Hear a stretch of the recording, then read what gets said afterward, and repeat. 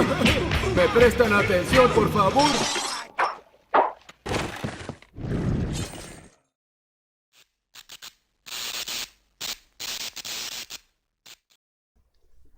Hola a todos, espero que estén bien. En esta ocasión vamos a ver el teorema del valor intermedio y su relación con los métodos cerrados de solución de ecuaciones. Bueno, estamos comenzando un nuevo tema y ahora sí ya vamos a entrar a unos métodos numéricos, pero este video es la base de los métodos cerrados. ¿Qué vamos a ver? Primero el teorema del valor intermedio, después el concepto de raíz de ecuaciones y finalmente métodos cerrados. También les presento unas referencias para que puedan consultar en caso de que requieran más información al respecto. Entonces comenzamos con el teorema del valor intermedio y para ello vamos a poner esta notación. C de x es una como C caligráfica de x, denota el conjunto de funciones que son continuas en x, es decir, x es un conjunto. Cuando x es un intervalo de la recta real, se omiten los paréntesis en esta notación. Por ejemplo, el conjunto de todas las funciones continuas en el intervalo cerrado AB se denota por C de AB. Es decir, también es posible obtener funciones continuas en intervalos abiertos o semiabiertos como C en el intervalo abierto AB o C en el intervalo abierto en A y cerrado en B.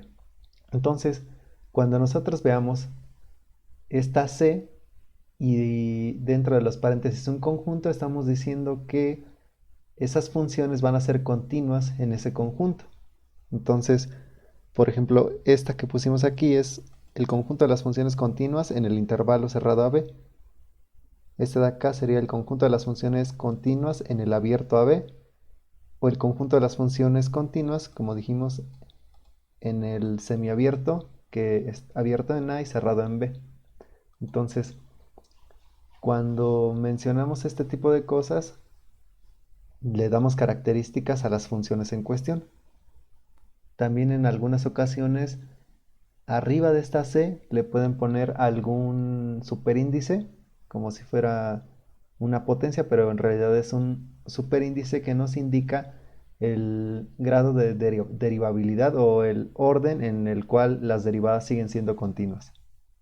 Pero bueno, para este teorema lo único que necesitamos conocer es esto.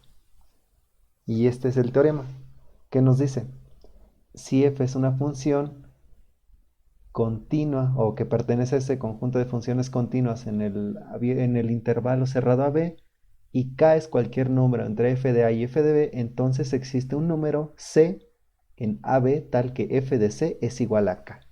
A ver, ¿qué nos está diciendo? Entonces nos está diciendo por una parte que la función es una función continua en un intervalo cerrado a b. Y k es cualquier número que está entre f de a y f de b. Entonces, dentro de los valores de las funciones, de la función fa y f de a y f de b son los valores que determinan un intervalo y k está entre esos dos. Después decimos que existe un número c que pertenece al intervalo abierto a b, tal que si nosotros evaluamos la función en ese c, va a ser igual al valor k. Bueno, esto es más fácil si lo vemos con un dibujo o una figura, un diagrama. Entonces, dejamos el teorema y vamos a ver ese diagrama. Aquí está. El teorema nos dice, van a ver que es muy intuitivo. Una función continua, vemos que la función en naranja es continua. Aquí está. Es continua, cumple. K es cualquier número entre f de a y f de b. Aquí lo que tenemos es que aquí está a, aquí tenemos b. Entonces, asociado a a, tenemos f de a. Y asociado a b tenemos f de b. K es cualquier número que está entre f de a y f de b, es decir, está adentro de esta región o en este intervalo de aquí. Cualquier número. Entonces escogemos uno, aquí está, K. Entonces decimos que existe algún C, este que está aquí, entre A y B, y es el abierto AB, o sea que sin tocar los extremos, tal que si evaluamos la función en este, nos da el otro. A ver, me parece que es bastante claro. Lo que estamos diciendo es que para cualquier valor que esté entre f de a y f de b, nosotros podemos desplazarnos horizontalmente, encontrar la función, así, llegamos, cortamos la función y ahí donde está la función vamos a encontrar un valor de x. Es decir, como es una función continua, podemos hacer eso. Es lo que nos dice este teorema. Y ustedes dirán, ¿y eso para qué nos sirve? Pues es obvio, ¿no? Porque si no, tendría que brincarse algunos números. Es lo que está diciendo esta, que el teorema nos dice que no puede brincarse ningún valor entre f de a y f de b. Necesariamente, al ir variando el valor de x de a a b, vamos a recorrer todos los valores que están entre f de a y f de b. Eso es lo que está diciendo esto. Que no vamos a llegar a un punto o un valor de k en el cual lleguemos y no haya función. Y eso solamente ocurriría si la función no fuera continua. Además, esto no nos dice que ese valor c sea único. Es decir, si nuestra función hace una curva, algo así, podríamos tener más de un asociado en x. Pero aquí lo que nos asegura es que al menos existe uno, pero no que sea único. Supongamos que tenemos esta función y queremos ver cuándo la función pasa por cero, es decir, el cruce con el eje x. Aquí está. Entonces aquí tenemos que este es a y aquí está f de a. Tenemos b, f de b. Ahora nos interesa que k sea igual a cero, es decir, necesitamos ver si existe algún c, es decir, un valor de x para el cual la función vale cero. Y esto siempre va a ocurrir cuando haya cambio de signo en la función, vean, porque si a la izquierda, aquí puse un menos y aquí puse un más, si a la izquierda es negativo y a la derecha es positivo, quiere decir que el teorema nos garantiza que va a pasar por cero, porque tiene que pasar por todos los valores desde que se hace negativo hasta que se hace positivo, y forzosamente va a existir un valor de x para el cual la función valga cero. Es decir, ese f de c va a ser igual a k igual a cero, entonces necesariamente el teorema garantiza que si nosotros tenemos un cambio de signo en una función, la función tiene que pasar por cero. Ahora, pues obviamente si ya introdujimos esta noción de que la función vale cero, hay que definir las raíces de las ecuaciones. ¿Qué es una raíz? Se dice que x barra es una raíz de f de x si se cumple que la función evaluada en esa x barra es igual a cero. Entonces, esa es una raíz de una función, precisamente los valores en los cuales la función se anula. Una ecuación f de x puede tener una o más raíces o carecer completamente de ellas, lo cual es equivalente a que la gráfica de la función tenga intersección con el eje x. Es lo que mostré en la otra imagen. Pero bueno, aquí les pongo un ejemplo adicional. Entonces, vean, aquí tenemos una gráfica de la curva x cuadrada menos 1. Aquí está. Y vemos que tiene dos raíces, una en menos 1, en x igual a menos 1 y otra en x igual a 1. Entonces, los puntos en los cuales se anula la función son las raíces de esa función.